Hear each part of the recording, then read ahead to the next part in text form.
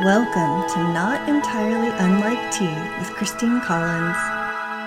Hey there, it's Christine Collins, and today we're going to talk about some of the neuroscientific benefits of reading. And if reading is something that you enjoy doing, and you've ever noticed how picking up a book after a stressful day seems to do something different for you than other types of relaxation, scrolling or watching streaming, something that actually settles you instead of just numbing you out. It's not in your imagination. There's real neuroscience behind that. And it goes beyond just being relaxing. And when we read, especially over a span of consecutive days, there can actually be some measurable changes in the brain and in brain connectivity. And that change can last for several days, even after we've completed reading. And there's different regions of the brain involved with this, including language processing, physical sensation, movement, eye movement. And as we are reading a fiction story, something happening to a character, they're in an intense situation or they're having a particular kind of an experience, our brain is actually partially stimulating that physical experience, which is measurable activity in the sensory motor cortex. There's also an interesting context where reading literary fiction, particularly where there are very well-developed characters, can actually improve our ability to read other people's emotional states afterwards. It's like the brain is sort of rehearsing some of the social interactions the entire time while we're just relaxing and enjoying the story. Our brain is doing some of that social building networks in the background. There's also an element here around eye movement. Your eyes are kind of jumping around in tiny rapid bursts, sometimes going back and rereading particular sections. And none of that is happening at a conscious level, but when eye movement is competing for the same limited mental workspace that the brain uses to hold and process memories, that eye movement can distract working memory just enough that upsetting things can become less vivid and easier to store away instead of having them stay stuck. And obviously this is some of the underpinnings of rapid eye movement techniques. But the side-to-side eye movement mimics some of the eye activity that naturally happens during our dream stage of sleep, which is the same stage where the brain is processing and reorganizing our emotional memories, pulling on multiple brain networks at once, one that handles the inner world and also one that handles outward attention. So reading, which occupies your eyes in this rapid, rhythmic, automatic pattern, while holding some of this emotional content that we're reading about these characters, their fear, their tension, the relief when things get resolved. It may be that some of the mechanical act of reading is doing a little bit of a smaller version of tying up that working memory with that physical task of tracking the words, while the brain is in the background processing whatever emotional residue is there. And while there's not yet a lot of research around how those mechanisms completely interplay, losing oneself in a book may not just be purely a distraction. It might actually be diffusing specific kinds of tension and stress. There's also the possibility that having a reading habit can actually modulate mood, particularly with a moderate amount of reading, and also a hyper focus that can sometimes come from getting really deeply engrossed in a story can help quiet background noisy brain chatter when other things may not do as well at that. The relief of following someone else's narrative instead of whatever's happening in your own world is a very attention occupying task, and it's also very dopamine driven as we're hanging on to see what's going to happen next. It's like a temporary break from our own internal monologue. And it doesn't require reading for hours. Even small amounts, like 15 to 20 minutes, can be extremely beneficial. Doing some of that neurological work, simulating those physical sensations, running that social interference, and maybe tying up just enough working memory to quiet some of that emotional noise of the day. Getting a structured, rhythmic task to lean into while things are kind of getting sorted out in the background. And these are some of many reasons why people enjoy enjoy reading fiction, but I think it's interesting every now and then to step back from the things that we enjoy and experience pleasure from to better understand some of the benefits that we're receiving without even being aware of it. So I hope you found this to be interesting, and if you are interested in trying a little taste test of some very short fiction, I do write both romantasy and ordinary fantasy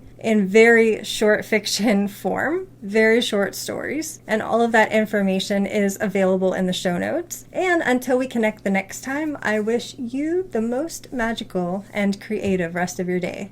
Thanks for listening. This is Christine Collins at ravenmosaic.com.